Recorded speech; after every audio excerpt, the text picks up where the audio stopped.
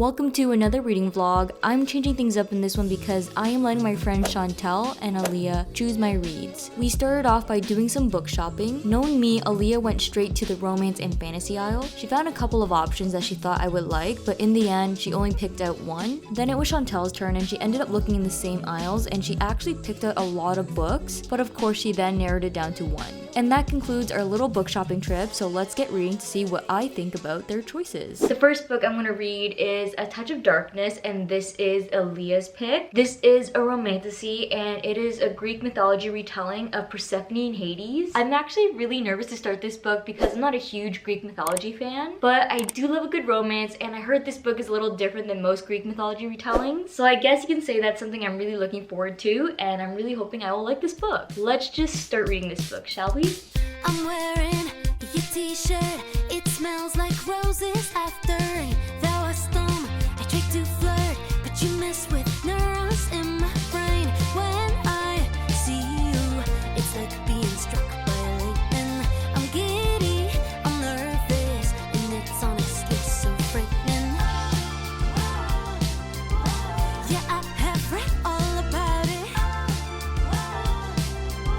but it's different living. I am now 100 pages into this book and I am loving it so much. This story follows Persephone, who is the goddess of spring, but only in title because ever since she was little, flowers would always shrivel at her touch. After moving to New Athens, she hoped to live a life disguised as a mortal, and so she attends university for journalism, and after she graduates, she hopes to secure a job at New Athens News where she currently interns at. One night though, she goes out with her friend Lexa to this nightclub, and this nightclub happens to be owned by Hades, who is the god of dead, and while at the nightclub she ends up playing a game of poker with this mysteriously attractive man, and she finds out later that this man is actually Hades. On her way out of the club though, Hades leaves this mark on her wrist because she lost the poker game, and this mark now means that she has a contract with the god of the dead, and his terms have always been impossible. For example, if someone was an alcoholic, he would ask them to stay sober. So it's no surprise when Hades tells Persephone that she needs to create life in the underworld within 6 months or else she'll become a permanent resident in his realm. I am so excited to see where the story goes because of course Persephone can't create life. Every flower she touches dies, she's powerless, so I wonder how she's gonna fulfill this contract. I'm also really excited about the romance in this book. It falls under the forbidden love trope, and I haven't read many romances in this trope. I'm actually so excited to continue reading this book right now. I feel like it's been a really long time since I felt like this. Again, I'm only 100 pages into the book, so I don't know where the story is gonna go and how I'm gonna feel when I finish the book, but I can definitely see myself giving this book a high rating.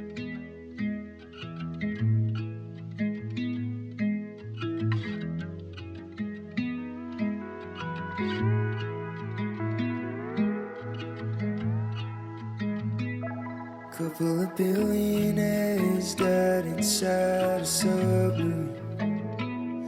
Would you go to that extent to get away from me? God knows we I'm now 205 pages into this book, and one thing I'm really loving about this book is how it is a fantasy set in a modern day world. And this is something different for me because the other Greek mythology retellings I've read are books by Madeline Miller. And if you haven't read any of her books, her stories aren't really adapted and modernized in the same way. I actually really like how Scarlett, the author, wrote this book. It is just so much easier for me to understand the story of Persephone and Hades when it takes place in a world I'm familiar with, because of course I do read a lot of contemporary stories. Don't get me wrong, I think Madeline Miller's writing is great and it's so beautiful. I absolutely love the Song of Achilles, but it was a little bit more of a difficult read for me because I had a lot to learn. I had to learn about the mythology itself and also the world as I was reading, so it did take me more time to comprehend the story. And as for Madeline's other book, Circe, I did not like that book at all. I just had a really hard time understanding that story, but I know people love it. That book really just wasn't for me. I guess what I'm trying to say is that Greek mythology retellings like this book are more for me. I'm also really loving the energy between Hades and Persephone.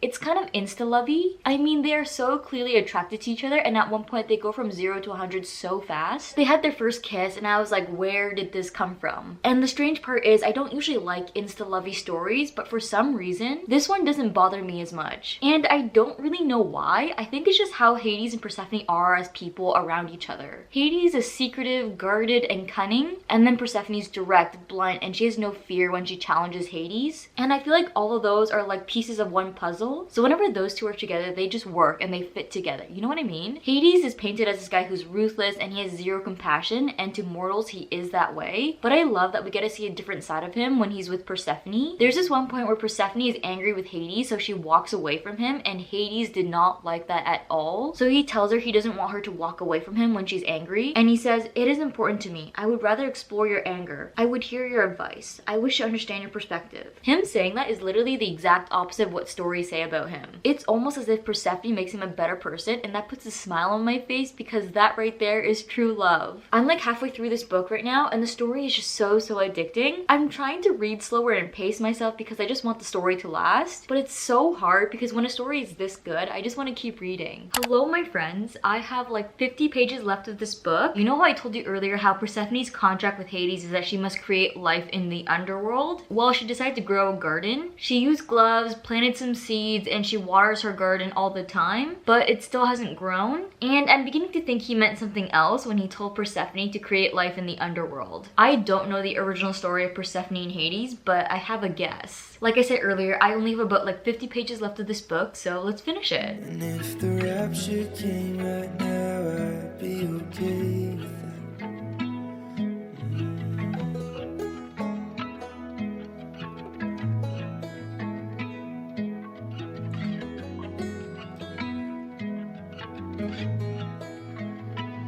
I would have given everything.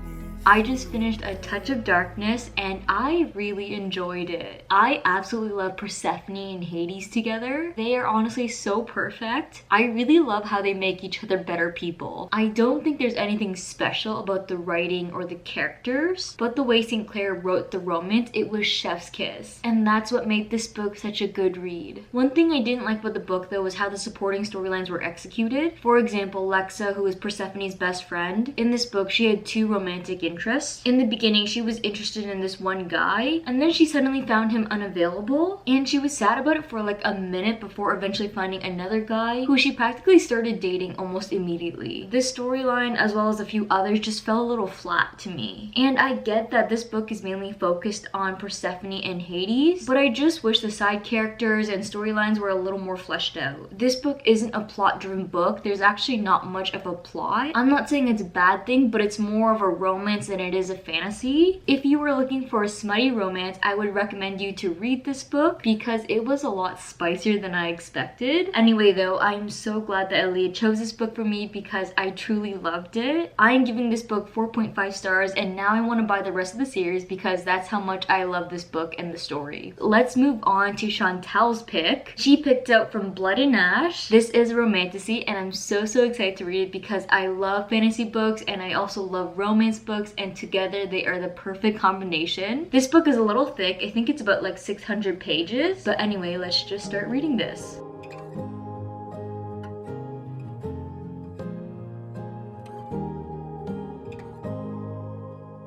I wonder what you are doing in a city far cried in, or better yet, you know I bet. It is now a couple days later and I am 190 pages into this book, and the story follows Poppy, who is a maiden, and being a maiden means you must remain pure. She can't be touched or she can't experience pleasure. Also, no one can see her face, so she's always wearing a mask, and she can't talk to anyone except for her two personal guards and Tawny, and she's basically her maid, but Poppy became friends with her. Anyway, she is forced to live this isolated life to remain pure so that she can be found worthy by the gods upon her ascension. But of course, Poppy wants to have some control over her life, so we start off the book finding Poppy in the Red Pearl, which is basically this brothel, and there she runs into Hockey, a royal guard she happens to find herself attracted to. In this first encounter of theirs, they share their first kiss, which is actually forbidden only because Poppy was in disguise at the Red Pearl and Hockey thought she was someone else. Anyway, to establish more control over her life, one of Poppy's personal guards, Victor, has trained her to fight, and she has joined this group of people where they kill the cursed because they believe death deserved dignity. And then then through one of her kills, we find out that Poppy has this ability where she can feel other people's pain as well as briefly take away their pain. I realize that's not the best description of the book, but that's all I really know about the story so far. I definitely feel like this is a fantasy that's quite dense. There's a lot of things that's unclear right now, and I'm sure things will make more sense as I keep reading, but being confused isn't a first great impression of the book, you know? I've gotten to the point where Hockey has been appointed as one of Poppy's personal guards. I am so excited to see the relationship develop and read about their romance. I'm still not sure if Hockey knows that it was Poppy in the Red Pearl that night, but my guess is that he does know and he just hasn't said anything about it yet because he doesn't want to get himself or Poppy in trouble. Where I'm at right now in the book though, there are things happening and I want answers to them, so let's just keep reading. Wonder what you are wearing. A cable knit sweater you pair it with corduroy slacks. Wait, Hello friends, it has been a little while since I last talked to you guys. I'm on page 407, so I have about like 200 pages left to read, and some big things just happened. I did not expect to read some of the things I just read, and now I'm so excited to see how the story changes from here. But something that still bothers me is that I still haven't gotten the answers to the questions I have. I feel like this book is purposely withholding information until the end of the book. It just feels so ambiguous right now, and I don't love that feeling. But what I do love is Hockey. I love that he's not afraid to speak his mind and act on things that he knows is wrong but believes in. He has said and done things that other guards wouldn't even dare to do. He's willing to cross whatever line there is when it's what Poppy wants, whereas Victor, Poppy's other guard, he does let some things slide, but there are still borders he won't cross. I am now on page 494 and things just got so heated. I can't really say much because I don't want to give you guys spoilers, but basically we got some really heartbreaking news, and I just know that the story from here on out is going to be so tense, and it's probably also going to become a page turner because I have a feeling that now is the time that we're going to get all the answers that we've been looking for. But it's so incredibly sad that it took almost reading 500 pages for the story to go somewhere. I mean, there was conflict throughout the book, but the conflict didn't generate enough suspense and tension until right now. Also, this heartbreaking news we just got, it was so random and it just came out of nowhere. It just wasn't established earlier on in the book, so you could not predict it, and I get that it's supposed to be a surprise, but as the reader, I wish the author developed the news a little bit more throughout the book so it gives us a reason to believe it. But instead, what she did was just hint at it in the last chapter, and that's what made this jaw-dropping news feel so random. Anyways, I have less than 100 pages left, so let's see if I can just finish this in the next little while.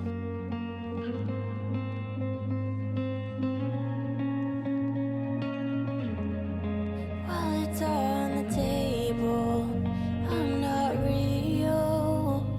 I lead the life you want from me, and I show it too. Not different from anyone, not better, but I wish I was.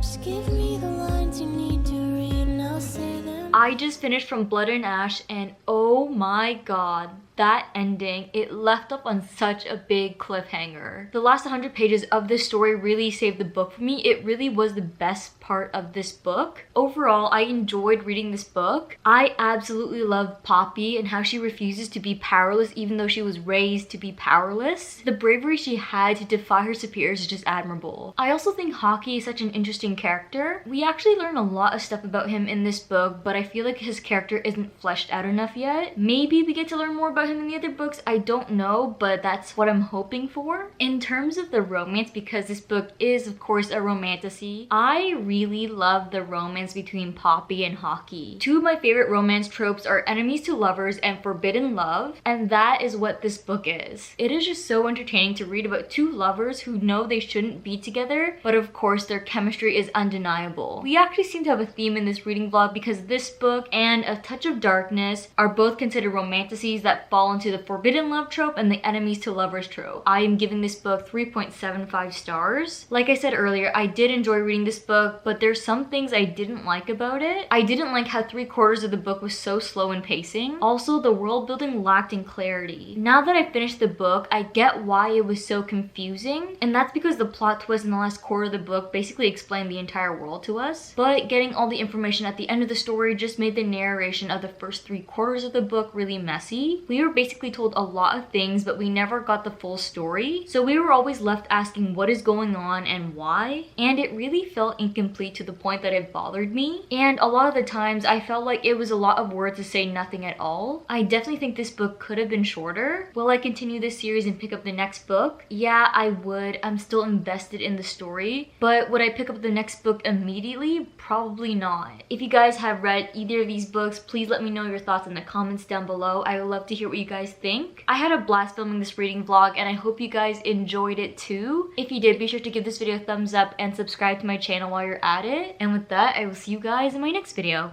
Bye! Pull the key out the ignition. Run your mouth but I never listen. You hold me back, will never last. Keep talking all your shit. Wondering how all this started. You left me broken hearted. You flip my words, yeah, this love hurts. Keep talking all your shit.